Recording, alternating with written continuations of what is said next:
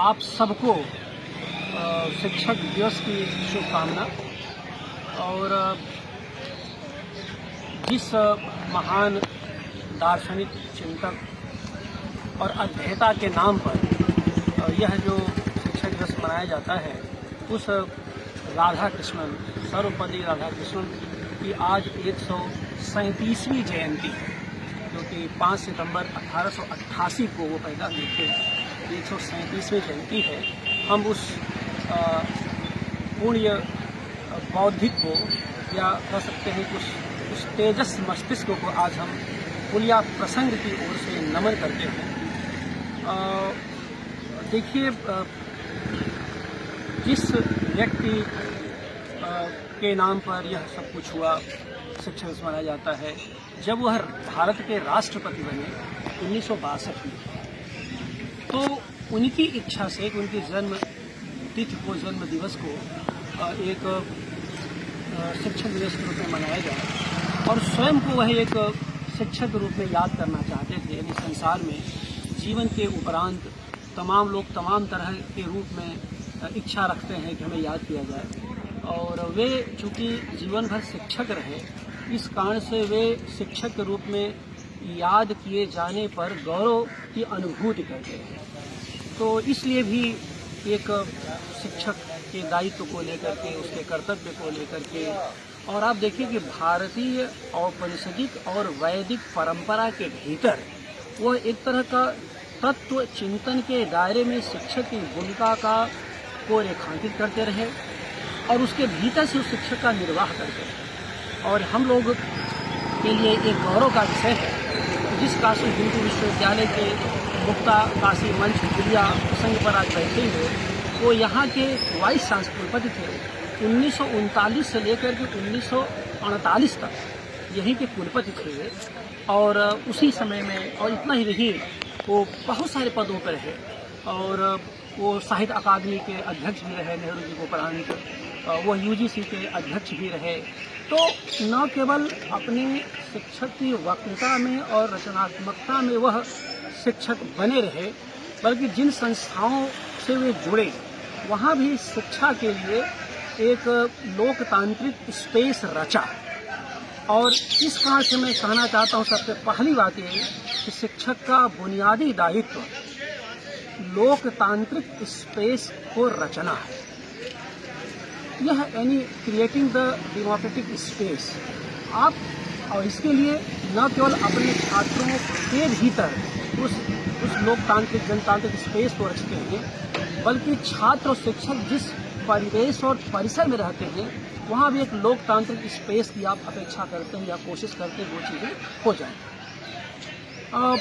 बहुत लिखा उन्होंने और बहुत पढ़ा, और ख़ास करके वैदिक, खासकर वो दार्शनिक थे, और इंडियन फिलॉसफी, भारतीय दर्शन पर उनका बहुत ही काम रहा,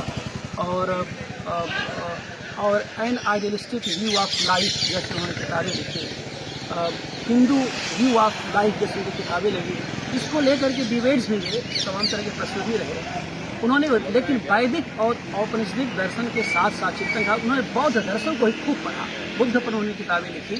तो तरीका से है कि बोला, लिखा, सोचा, पढ़ा और संवाद किया। तो ये जो शिक्षक की जो संवाद धर्मिता होती है, शिक्षक को संवादी होना चाहिए और सहभागी होना चाहिए। न केवल संवाद धर्मिता से काम चल सकता है, और न ही केवल सहभागिता से काम चल सकता, दोनों।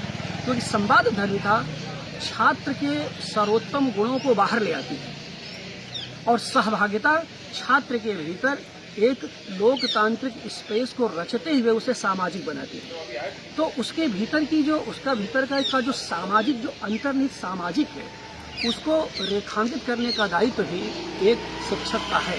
इसी कारण से शिक्षक, आज के दिन में कहना चाहता हूँ, शिक्षक को केवल अवधारणा नहीं बोलनी चाहिए, अवधारणा पर बात नहीं चाहिए।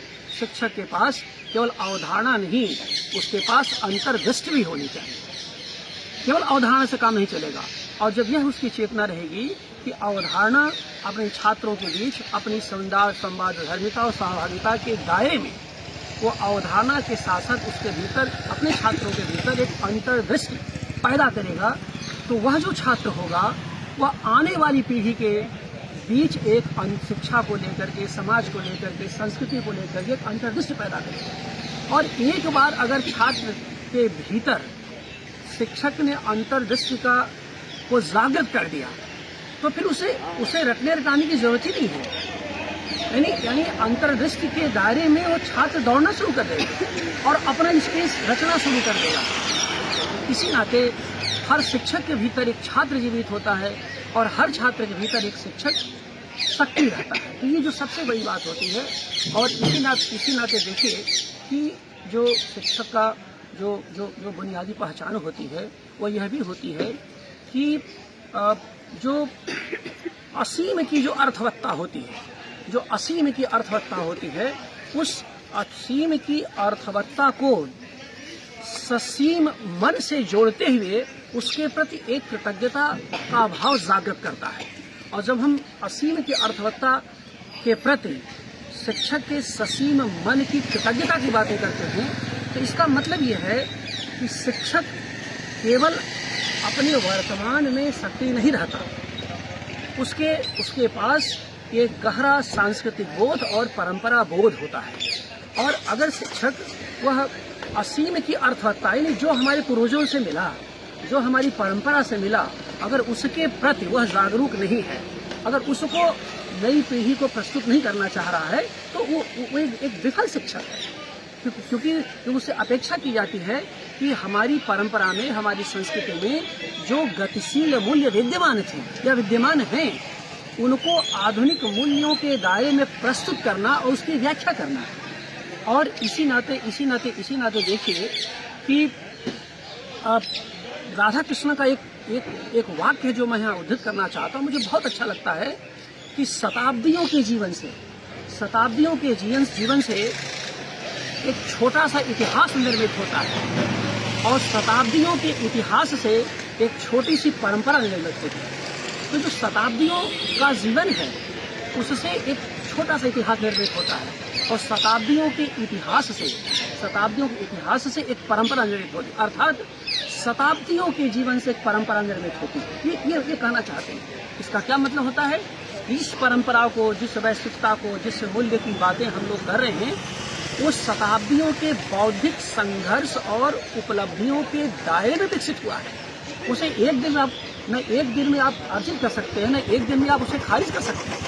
आपको तर्क के दायरे में, आधुनिकता के दायरे में और आपको समकालीनता के दायरे में उसे समझना होगा और उसको रेखांकित करना होगा। तो ये जो चीज़ें होती हैं और यही असल में जो शताब्दियों की जो संस्कृति होती है, शताब्दियों की के भीतर जो विकसित परंपरा होती है, वही असल में मूल्यबोध का निर्माण करती है और वही मनुष्यता का निर्माण करती है। इसमें मुझे एक घटना याद आ रही है। वह रूस में भारत के प्रतिनिधि थे, भारतीय राजदूत थे। वहाँ गए और स्टालिन से मुलाकात। स्टालिन मिलने का समय नहीं दे रहा था, स्टालिन मिलने का बिल्कुल समय नहीं दे रहा था।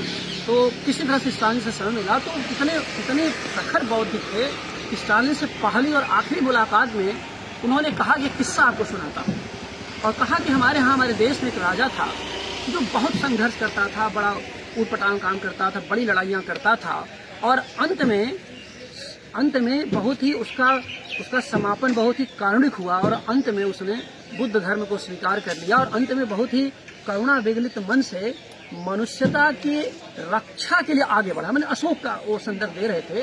कहा कि ये जो आप कर रहे हैं स्टालिन, जो आप दुनिया भर के दबाव बनाए रहे हैं, दुनिया भर के संघर्षों को आप प्रोत्साहित कर रहे हैं, इसको बंद कीजिए। तो स्टालिन सुनते रहे क्योंकि बहुत ही एक सख्त शासक था स्टालिन। जब वो चले गए तो स्टालिन और इसको दिनकर ने एक संदर्भ में उद्धृत किया है। तो जब स्टालिन चले गए, मुलाकात खत्म हो गई, तो उसने कहा कि यह विचित्र आदमी है जो राजनीति कम समझता है, मनुष्यता को ज्यादा समझता है। कहा कि मानवता का पुजारी है, मानवता को ज्यादा समझता है और राजनीति कम समझता है। तो अटपटा लगा, लेकिन उसने सुन लिया। तो स्टालिन जैसा आदमी कम से कम इस बात को तो पहचान रहा था कि मनुष्यता को यह आदमी ज़्यादा समझता है। इसी नाते देखिए कि वह जो है पूरी दुनिया को, पूरे संसार के दर्शन, जीवन, इतिहास को एक ऑर्गेनिक, एक आवयविक अन्वित में देखते हैं और कहते हैं कि सब एक दूसरे से मिले ही हैं और सबको इसीलिए कहते हैं एक आदर्शवादी धर्म की बात करते हैं। इसलिए उनके चिंतन को आदर्शात्मक यथार्थवादी दार्शनिक कहा गया है। एक आदर्श मूल्यबोध की परिकल्पना करते हैं और उस आदर्श मूल्यबोध की परिकल्पना करते हुए यह बात आज हमारी समझ में आती है कि ऐसा क्यों करते हैं। अब जैसे मान लीजिए कि शिक्षक का जो आज के दिन में ये भी कहना, शिक्षक का जो बुनियादी दायित्व है वह छात्र को एक औचित्य प्रदान करना। यानी आप छात्र हैं क्यों? कक्षा में आप बैठे हैं, शिक्षक पढ़ा रहे हैं, आप वहाँ पर सुन रहे हैं, उनको छात्र सुन रहा है, तो उस छात्र को कैसे संस्कारित करेंगे, उसका बौद्धिक रूपांतरण कैसे करेंगे, उसका सांस्कृतिक परिमार्जन कैसे करेंगे। तो सांस्कृतिक परिमार्जन, बौद्धिक रूपांतरण के लिए जरूरी है कि उस छात्र को औचित्य प्रदान करना। यानी शिक्षा से जुड़ करके पढ़कर करेगा क्या होना चाहता है, क्या बनना चाहता है। तो इसी नाते शिक्षक को अपने छात्र का की प्रतिभा का केवल रेखांकन ही नहीं करना चाहिए, उसकी गहरी आलोचना भी करनी चाहिए। गहरी आलोचना का मतलब ये होता है कि आप जहाँ भी एक स्पेस देख रहे हैं, जहाँ भी कमजोरियाँ देख रहे हैं, उसको समझाइए, उसकी निर्मित से जोड़िए। क्योंकि शिक्षा का बुनियादी दायित्व चरित्र के निर्माण है, जिस पर आप सबने कहा। तो मैं अपने अनुभव से यह बात कह सकता हूँ कि जब आप क्लासरूम में संवाद करते हैं तो वह उसका औचित्य अलग होता है, लेकिन जब आप उसके बाहर संवाद करते हैं तो उसका औचित्य अलग होता है। आप क्लासरूम के भीतर एक ऐसा संवाद करते हैं जिससे ज़्यादातर आप पाठ्यक्रमों से जुड़े रहते थे, तो आप पाठ्यक्रम सिलेबस हुआ उसके, लेकिन असल तो मुद्दा तब शुरू होता है जब उस क्लासरूम के यानी परिसरीय व्यवस्था के बाहर उसको लेके निकलते हैं, जब उसे सतत रूप से आप जागरूक करते हैं और एक समग्र दुनिया के प्रति आप अभिमुख करते हैं। तो शिक्षक का यही दायित्व है कि अपने छात्रों को, अपने शिष्यों को का अभिमुखीकरण करें। अभिमुखीकरण का करने का मतलब यह है कि संसार के प्रगतिशील जीवंत मूल्यों की तरफ उसको अभिमुख करें, उसे ओरिएंट करें। इसी नाते देखिए कि जब शिक्षण संस्थाओं में आजकल नई NEP के अंतर्गत ये बात हो रही कि जब नए बच्चे आते हैं, नए छात्र आते हैं, तो हम लोग उनके अभिमुखीकरण का प्रोग्राम करते हैं, दीक्षारंभ जिसको आप कहते हैं। तो दीक्षारंभ का मतलब है कि पहले दिन उसे बता दीजिए कि जिस संस्था में तुम आए हो, जहाँ ये केवल क्लासरूम टीचिंग तक संबंधित नहीं है, क्लासरूम टीचिंग से बाहर उसके स्वास्थ्य को लेकर के, उसके व्यक्तित्व को लेकर के, उसके संस्कार को लेकर, उसके भविष्य को लेकर के, यानी शिक्षक और छात्र के बीच का संबंध एक बहुलतावादी संबंध होता है। और बहुलतावादी संबंध में छात्र के समग्र निर्मित की चेतना होती है। तो ये जो छात्र की जब समग्र निर्मित की बात करते हैं, तब आप केवल छात्र को ही नहीं बनाते, उस छात्रों के माध्यम से अपने शिक्षक को भी समृद्ध करते हैं। तो जो उत्तम शिक्षक होता है, जो अच्छा शिक्षक होता है या शिक्षक जैसा होना चाहिए, उसका मतलब ये है कि वह अपने ज्ञान के माध्यम से अपने छात्रों में जीवित रहता है, लेकिन अपने छात्रों के ज्ञान के माध्यम से, उनकी बौद्धिक उपस्थिति के माध्यम से सदियों तक जिंदा रहता है। क्योंकि वही विस्तार करते हैं। संसार के जितने भी शिक्षकों के प्रति हम लोग सम्मान व्यक्त करते हैं, वो उसमें बहुलांश अपने छात्रों की चेतना के माध्यम से विकसित है। आज राधा कृष्ण जी को हम लोग याद कर रहे हैं, तो उनके योग्य शिष्यों ने उनके कर्म को आगे बढ़ाया। अगर मान लीजिए सारे शिष्य अयोग्य ही हो जाएंगे, तो फिर आप जो कहना चाहते, जैसे मैं या एक शिक्षक रूप में मैं जो कह रहा हूँ, तो मैं ये तो चाहूंगा कि जो मैं कह रहा हूँ वो आज ही तक सीमित न रहे, वह कल भी जिंदा रहे। तो कल की जिंदा के लिए यानी जो शिक्षक का दायित्व है वह आज के ज्ञान और संवाद से ही न हो करके भविष्य में अपने ज्ञान और संवाद के माध्यम से जिंदा रहे। और जिंदा का मतलब उसकी अमरता से नहीं है, उसकी अमरता के तो और सारे सरोकार हो सकते हैं। इसका मतलब यह है कि वह जो मूल्यबोध उसने निर्मित किया, जो दिया है, वह न जाने कितने छात्रों के मूल्यबोध का निर्माता बने। तो शिक्षक को अपने छात्रों के चरित्र और मूल्यबोध का निर्माता भी होना चाहिए। तो ये सब चीजें होती हैं, ये सब मिल करके एक समग्र शिक्षक और छात्र के संबंधों को बनाते हैं।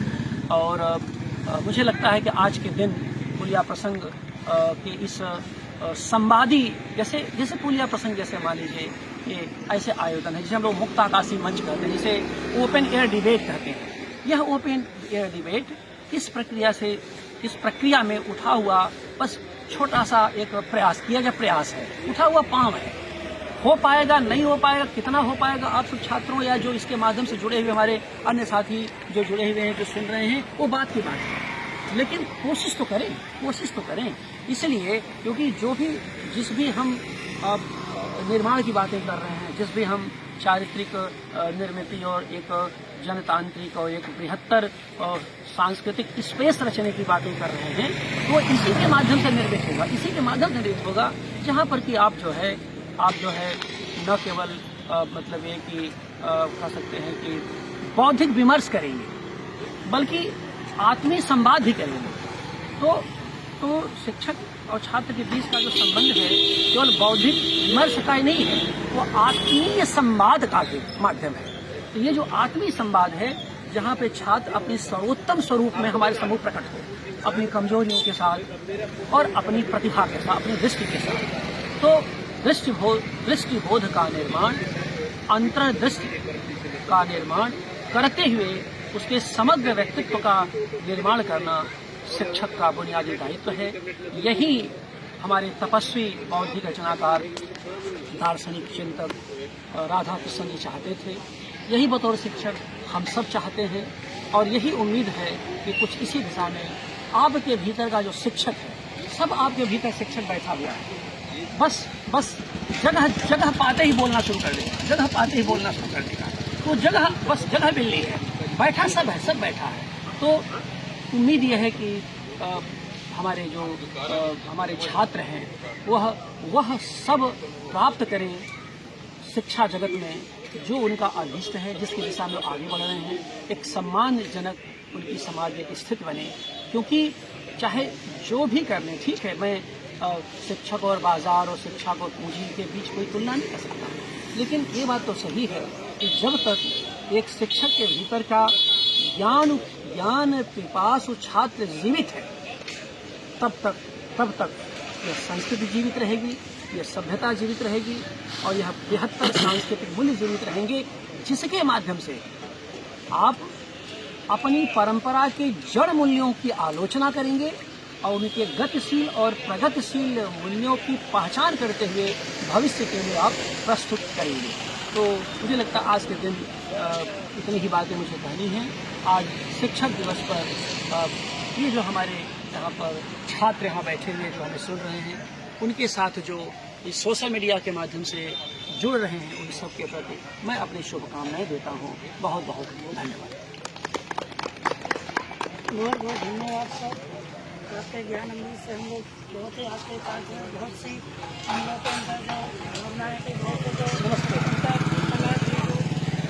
उसका निवारण है तो बहुत ही